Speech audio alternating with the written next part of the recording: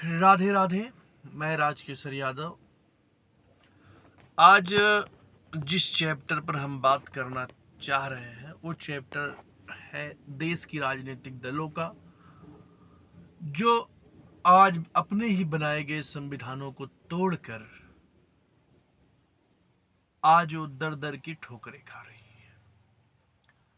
देश में वैसे तो रजिस्ट्रेशन लगभग 1200 पार्टियों का है, लेकिन चुनाव में लगभग 100 पार्टियां पार्टिसिपेट करती हैं।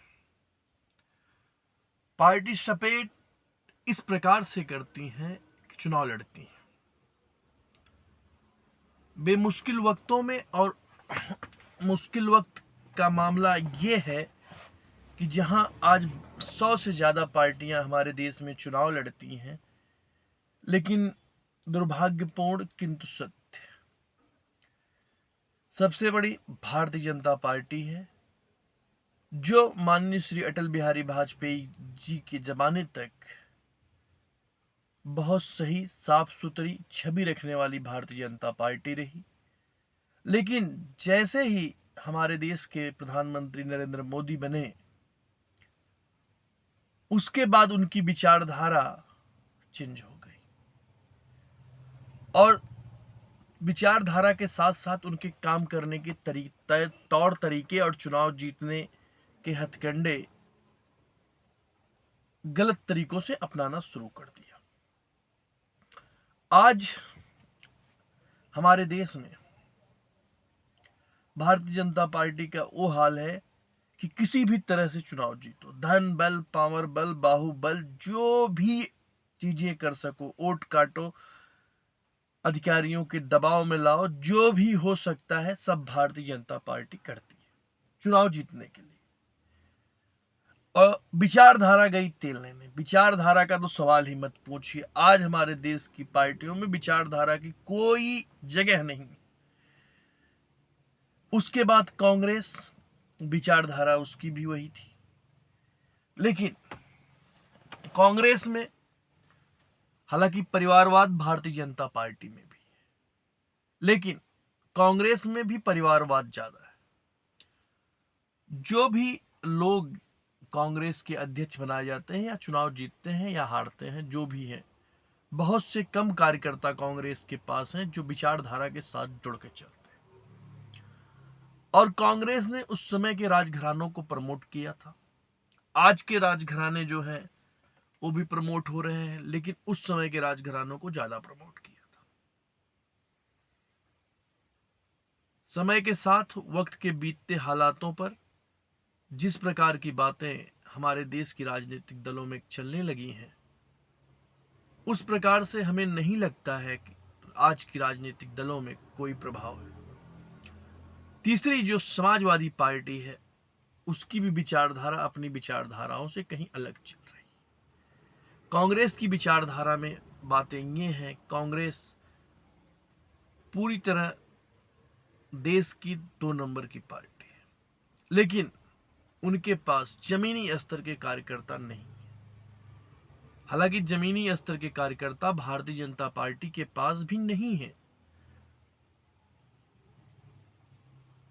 कांग्रेस के पास भी जमीनी स्तर के कार्यकर्ता आज नहीं है। दोनों देश की मुख्य चुनाव लड़ने की पार्टियां हैं। तीसरी पार्टी जो है इस समय देश की, वो है समाजवादी पार्टी। समाजवादी पार्टी में उनके पास कैडर भी है, कार्यकर्ता भी हैं, जो छोटे छोटे राज्यों में चुनाव लड़ते हैं। सबसे बड़ा दल, तीसरे नंबर का, देश का तीसरा नंबर का दल समाजवादी पार्टी। लेकिन पार्टी युवाओं के साथ संगठित हो रही है। जो लोगों को जमीनी स्तर पर काम करना चाहिए जाकर, वो करते नहीं। हमारे कई विधायक हैं जिनसे आप बात भी नहीं कर सकते हो। संसद, 2-4 संसदों को छोड़ दिया जाए तो बाकी संसदों का हाल आप देख ही रहे हो। तो विचारधारा के मामले में ये चीजें हैं। चौथी नंबर है टीएमसी। टीएमसी जमीनी स्तर पर बहुत मजबूत है, समाजवादी पार्टी की तरह। टीएमसी की नेतृत्व जो भी ममता बनर्जी के बाद अब कौन करेगा वो तो पता नहीं। अभिषेक बनर्जी करेंगे या कोई और करेगा वो तो पता नहीं करेगा भी कि आगे क्या होगा क्या नहीं पता नहीं। लेकिन आज के स्तर पर, आज की तारीखों में तृणमूल कांग्रेस लगातार 15 सालों से सत्ता पर काबिज है और उसका कैडर पश्चिम बंगाल सहित आसाम में बहुत मजबूत है। देश में लोग कहते हैं कि चीजें हैं, लेकिन नहीं, ममता बनर्जी के 2 राज्यों में मजबूत पकड़ है और उनके पास काफी अच्छे नेता भी हैं। भारतीय जनता पार्टी की सीबीआई और ईडी के डरों से जो लोग टूटे थे पिछले चुनाव जीतने के बाद, वो भी वापस आ गए और ईडी का जो डर पूरे देश में था उसको भी ममता बनर्जी ने समाप्त कर दिया है। बची खुची कसर जो ईडी की बची थी, एफआईआर दर्ज करके झारखंड सरकार ने उनकी कमर तोड़ दी। ईडी मतलब समाप्तवादी की तरफ आप समझ लीजिए, क्योंकि सही आदमी पर ना जांच करने के जितने आरोप उन पर लगे हैं, कोर्टों से भी उन्हें क्या हासिल हो रहा है। 5वें नंबर की जो पार्टी है देश में इस समय है तमिलनाडु की पार्टी, जो काफी मजबूत है सामाजिक दृष्टिकोण से भी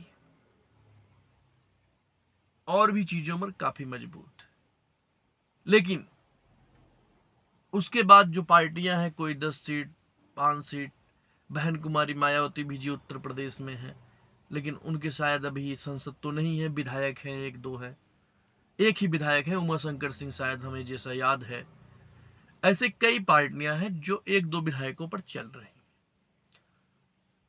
बहुजन विकास अघाड़ी है जैसे वसई में, और इसी प्रकार से बहुत सी देश में पार्टियां हैं जिनका नाम लेना शायद बहुत ज्यादा हो जाएगा, क्योंकि आज के दौर में जो नाम लिए जाने की संभावना है, जो देखा जाता है लोगों के बातों से और लोगों के समझने के तरीकों से, अलग अलग क्षेत्रों में उनकी पार्टियां हैं। लेकिन विचारधारा जो लोग रखते हैं वो अपने विचारधारा से दूर भागती सभी पार्टियां आज दिखाई दे रही। सामाजिक स्तर पर भी और पार्टियों के रणनीतिक स्तर पर भी चीजों को मजबूत नहीं किया जा रहा है। कांग्रेस की दुर्दशा देश में इतनी बुरी नहीं होती अगर उन्होंने कुछ लोगों को, जो हाई प्रोफाइल लोग हैं, गलत बयानबाजी नहीं किए होते, तो शायद कांग्रेस की ये स्थिति आज नहीं होती। और हैदराबाद जो कि ओबीसी साहब हैं, ओबीसी साहब का हालत ये है कि उनको हर बात पर पैसे चाहिए। उनके लिए ना तो जरूरी विचारधारा है, ना तो जरूरी कोई चीजें हैं। सब मिलाकर बाप बड़ा ना भैया, सबसे बड़ा रुपया की कहावत जो हमारे देश में है वो सत्य है। धन्यवाद। राधे राधे।